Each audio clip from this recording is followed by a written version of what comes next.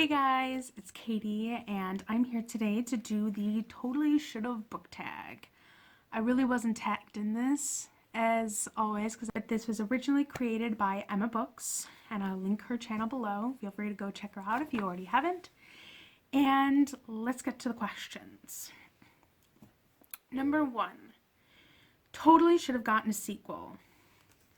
This one took me a while to figure out because most books that I read have gotten sequels, or I felt didn't need one. That is The Star of Kazan by Ava Ibbotson. I absolutely adore this book. It's one of my all-time favorite books, and it follows this young girl by the name of Annika. She was left on the doorstep of these professors' house. I think there are 3 professors' house in Vienna, and their maids raised her. And later she finds out that she's related to this heiress or this empress or whatever she is, and she gets whisked away to her castle and makes some friends along the way, and sooner or later finds out that this person who's claiming that she's her mother is not all that she seems. It's full of Lipizzaner stallions and countryside and castles and intrigue and fun, and I just loved this book. And so I'd just be curious to know what happened to everybody after the events of this book. Number 2. Totally should have gotten a spin-off series. Harry Potter. And the reason I'm holding up The Prisoner of Azkaban is because I wanted Marauders spin-off so badly. And this book goes into a fair bit about the Marauders. And I'm just in such desperate need to see things from that era. Like, I know I'm not alone on this, but seriously, JK, please write a Marauders era series. I would actually sell my soul, please. 3. An author who should totally write more books. And for me, that is Elizabeth Kostova. If you guys have heard me talk about her in a couple of videos, and she wrote one of my favorite books called The Historian, which is a historical fiction based around Dracula and Eastern European history, and I just need more books from her. She wrote such an incredible book with The Historian, and I think she came out with one other book, but I never really looked into it, but that's it. Just those 2 books, and she just definitely needs to write more, because I would absolutely 100% love to read it. Number 4. A character who totally should have ended up with someone else. Now, typically, I don't like to do stuff like this, because normally I either agree with the person, who the person ended up with, or I understand why they did it that way. But the only person I don't understand why he ended up with her, except for to give him a love interest, was Jacob from the Twilight Saga. He deserved so much better, in my opinion. I didn't necessarily like him with Bella because I liked them as friends, and Edward and Bella just worked. I think Jacob deserved so much better than Renesmee, like a small baby who, it's just super weird. And I just totally think it undermines his character, and just, he deserves so much better than that. Number 5.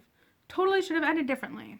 Now, I don't actually have this book anymore, or maybe I do, and it's just somewhere else, because I have like 10 boxes in the basement. It might be in there, but I might have just given it away a long time ago. That's The Bridge to Terabithia. I don't think that it should have ended the way it did, and spoilers, just, she shouldn't have died, okay? What was the purpose of that? He already had such a sad life. She had a sad life. She died, and just, she changed his life, but 6. Totally should have had a movie franchise. Okay, guys, I've got a couple of books for this. The first books series thing that I'm going to talk about is Aragon by Christopher Paolini. I really liked the first book, and I saw the first movie before I read the book, but then I watched it again after I read the book, and frankly, they did such an awful disservice to the fans of the Inheritance Cycle. And I think they could have done better. And the same thing happened with some of the other ones that I'm going to mention, actually. Because the second one is the Percy Jackson books. They made the first two movies, frankly, after reading this, because I actually just finished this in February. And I didn't mind the movies, but obviously I liked the book better. And the first two, just, I think that they could have done better for those two because they didn't do a very good job with it. They did a kind of a half-assed job. And finally, this one I'm the most bitter about, frankly. And that's His Dark Materials by Philip Pullman. Oh my god, they did such a terrible job with the first movie. I died inside. And they need to do the others. Bottom Life was only okay. It wasn't my favorite. And I just didn't like The Amber Spyglass. It just made me... I hated the end. I hated the end of The Amber Spyglass. My favorite is by far The Golden Compass. But they could do such great things with those movies, and they just didn't. So yeah, this is the one I'm most bitter about the three that I mentioned. They really needed to do a good job. A good movie franchise with these books. They totally should have had a TV show. Alright guys. This is another one that I've got a couple for. And one of them I don't have all of the books for, so I'm just not going to show them. And that's The Realm of the Elderlings. You knew that was coming. I mean, it's me. You spend 2 seconds on my channel and you know that I'm going to mention, I can't help but mention that series in a video. But yes, the Realm of the Elderlings series by Robin Hobb definitely needs its own TV show. And I won't settle for anything less than either Netflix or HBO taking on that series, because they do an actually decent job. But then the second one is the Magic Treehouse books by Mary Pope Osborne. For those of you who don't know what this series is about, this is about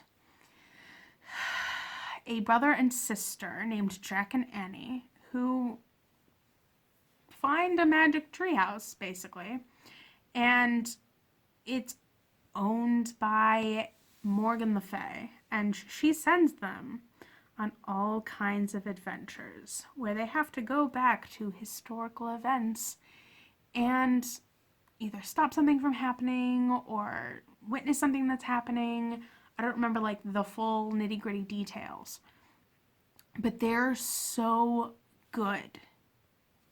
They're so good. And I don't have the entirety of the series. I have a large amount of them, but oh my god, they're such good books, okay? So like the first one, and they at the top of normal books, at the top they put what number book they are. But this is the first one, called Dinosaurs Before Dark. And as you can imagine, they go back to prehistoric times and have to deal with dinosaurs. And this came with my Quantum Leap pad. Yeah, this is one of the books I got with it. And of course, I read the hell out of this. And yeah, I just love this series. So I'm just going to go quickly through the titles and then tell you why it should be a TV series. So we have Pirates Past Noon, which is book 4 in the series. Night of the Ninjas, book 5. Afternoon in the Amazon, book 6. Sunset of the Saber-Tooth, 7. Midnight on the Moon, book 8. Dolphins Before Daybreak, man, number 9. Lines at Lunchtime, number 11. Vacation Under the Volcano, book 13. Viking Ships at Sunrise, number 15. Hour at the Olympics, number 16. Tonight on the Titanic, book 17. Buffaloes Before Breakfast, book 18. Tigers at Twilight, book 19. Civil War on Sunday, book 21. Revolutionary War on Wednesday, book 22. Twister on Tuesday, book 23. These 2 books were my first experiences with these kids and these books, and I just fell in love so hard. Earthquake in the Early Morning, book 24. Good Morning Gorillas, book 26. Thanksgiving on Thursday, book 27. High Tide on Hawaii, book 28. And then Christmas at Camelot. Now, the books that I just showed you are from the main series, because she's done a fair amount of spin-offs as well, but I never read those. The main series was phenomenal, and I loved their adventures, and just it's so great to introduce people to, especially kids, to the idea of all these different historical events that happened. And it's a great series to do it with. And I loved every second that I spent in those books. Just, yes. I'm fairly certain I read almost all of the 28 originals. Number 8. Totally should have had only one POV. Breaking Dawn by Stephenie Meyer. I hated when we got the shifting POVs just right down smack in the middle, out of the blue, no warning whatsoever. I'm like, bro, what? So yeah, I was not excited about that. Number 9. Totally should have cover change. The US editions of The Realm of the Elderlings, particularly the Fitz books, are awful. 1, they're whitewashed like hell. 2, just, they're ugly. Just, they're gray and black and just awful. And most people I talk to, 95% of people I've spoken to, hate those covers and prefer covers from other countries. And so we get our books there instead, because the ones from the US are awful. Number 10. Totally should have kept the original covers. This is also an unpopular opinion. I am 100% in love still with the original Harry Potter book covers. I mean, look at that. Look how pretty the original artwork is. And I just love them. These are the ones that I grew up with, and they're the ones that I will keep forever. Because, like, now there are, like, 10 different editions and new covers and everything, and some of it is in similar artwork style. Like, the one with the castle as the book binding, that one's, like, really cool.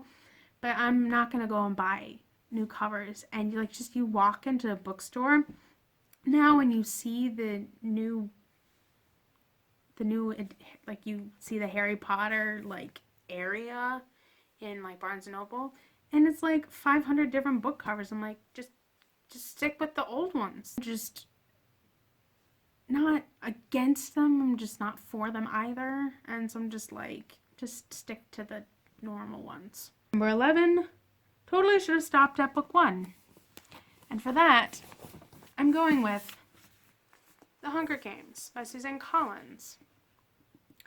As I said in a previous video, I hated Mockingjay. I thought it just was unnecessary, total waste of time for the most part, or at least a large portion of the book was dumb and waste of time.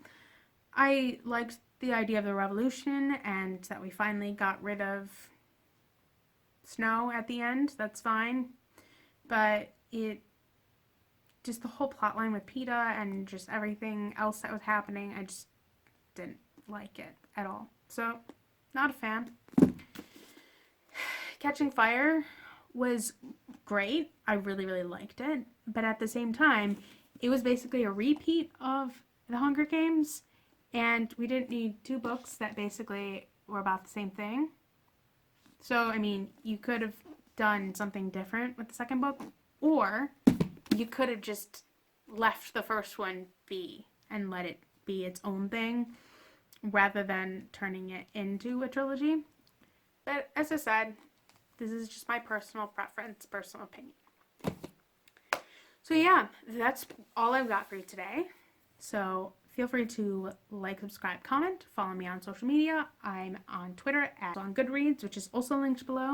If you'd like to do this video, feel free. I don't know who's done it or who hasn't. It's another old video. So if you'd like to do it, just consider yourself tagged. But other than that, that's all I've got. And I'll come back with another video for you guys again soon. Okay, bye.